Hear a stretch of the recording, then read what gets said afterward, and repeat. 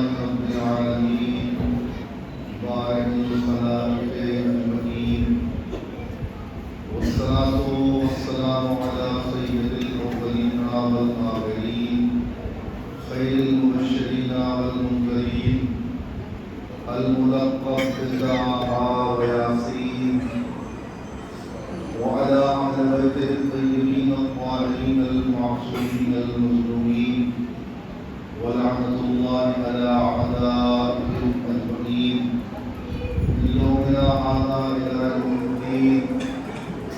أما بعد فقد قال إمام جعفر الصادق عليه السلام: السلام عليك أيها العبد الصالح. اور یہ جلوس مبارک تھا، اس میں آپ شرکت کرتے ہوئے اس جلوس کو اس خانے تک لے کے آئے. یقیناً جب شخصیت اتنی بلند مرتبہ ہو اور جس پر خصوصی عنایات ہو پروردگار عالم کی، تو پھر کچھ چیزیں ولو اس سے پہلے کسی کی شان ہوا کرتی تھیں، لیکن پھر وہی چیزیں اس شخصیت کا جز قرار پا جاتی ہیں. اس میں کوئی دو رائے نہیں کہ یہ علم اسلام ہے، اور جس کے علمبردار جناب جعفر طیار بھی رہ چکے، مولائے کائنات حضرت علی بن ابی طالب رہ چکے. لیکن کربلا کے میدان میں جناب عباس کا وہ ایثار، وہ قربانی، وہ وفا، یہ تمام چیزیں جب جناب عباس کی نمایاں ہوتی ہیں تو یہ علم مبارک جناب عباس کی لازات کا جز قرار پا جاتا ہے. اس سے پہلے خود یہ علم اور اس علم کے لیے کیا قربانیاں کی ہیں جناب عباس علیہ السلام نے، کہ اس موقع کے اوپر کہ جس وقت آپ کے اوپر تیروں کی بوچھار ہو رہی تھی، چاروں طرف سے آپ پر تیر برسائے جا رہے تھے، اس عالم میں بھی جناب عباس نے علم کو اپنے ہاتھ سے نہیں چھوڑا ہے. روایت کے فقرے ہیں کہ جب یہ علم کوفے میں ابن زیاد کے دربار میں پہنچا ہے اور جب یہ علم کو کھولا گیا ہے تو خود ابن زیاد بہت متعجب تھا، حیرت زدہ تھا.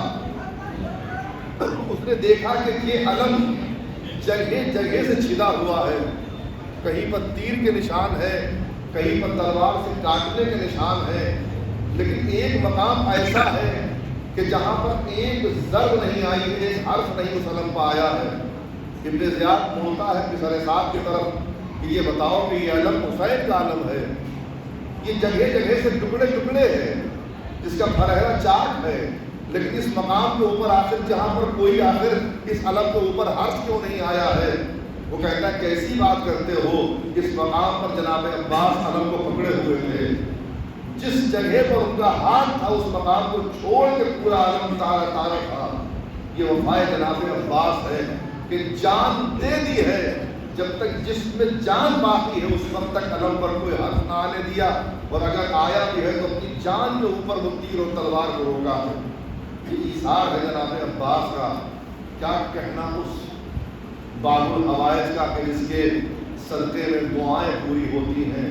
یقیناً عزیزو، جب انسان ساری دنیا سے مایوس ہو جاتا ہے تو علماء کہتے ہیں کہ آ کر اگر وہ انسان علم جناب عباس سے توسل کر لے اور جناب عباس سے کے علم سے توسل کرنے کے بعد ان کی بھتیجی کا واسطہ دے دے تو پروردگار عالم اس دعا کو رد نہیں کرتا ہے. کیوں؟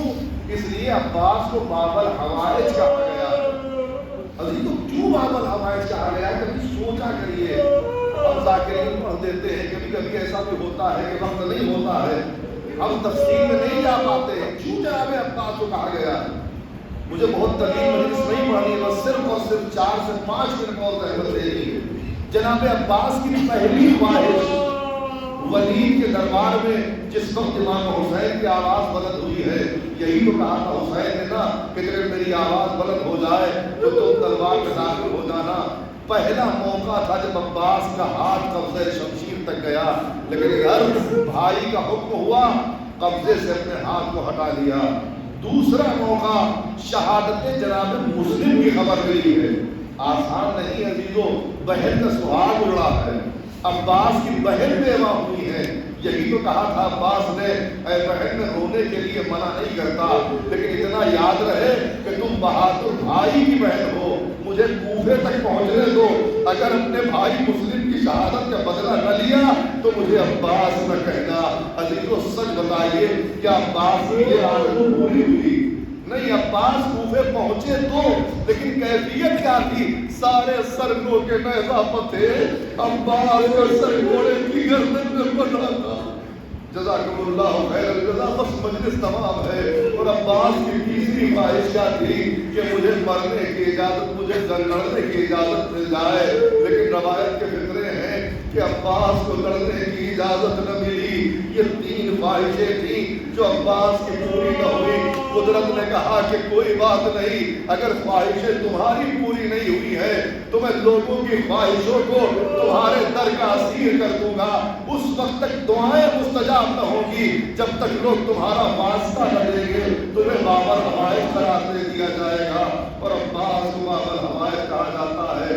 بس عزیزوں، میں نے مجلس تمام کر دی، علم اٹھا کے لائے ہیں آپ، لیکن جگہ جگہ پر جیسا کہ خود آپ نے بھی دیکھا، میں نے بھی سنا، سبیلیں لگی ہوئی تھی، لوگ پانی پلا رہے تھے، کہیں چائے کی سبیل تھی، کوئی تبرک بانٹ رہا تھا۔ کیوں؟ حسین کے عزادار پیاسے نہ رہے، حسین کے عزادار بھوکے نہ رہے۔ علم لانے میں یہاں تک کوئی دقت نہ ہوئی۔ ہاں، ایک علم اور آیا تھا، اٹھانے والے حسین تھے، مقام خیمگاہ کا تھا، لیکن روایت کہتی ہے کہ حسین جب علم لے کے بڑھ رہے تھے تو ایک مرثیہ زبان پر تھا، علام انکسر ظہری، بھیا تیرے مرنے سے میری کمر ٹوٹ گئی۔ اور اس کے بعد اب جب خیمے کے قریب پہنچے، سکینہ کو چچا کا انتظار تھا، کیا دیکھا کہ علم تو آ رہا ہے، لیکن علم کا نقشہ بدلا ہے۔ جب گیا تھا تو پہلا سچ تھا، اب جگہ جگہ خون کے چھینٹے ہیں۔ بس اتنا ہی دیکھنا تھا، سکینہ نے کودے زمین پر پٹ کے بچوں کی طرف رخ کیا، اے بچوں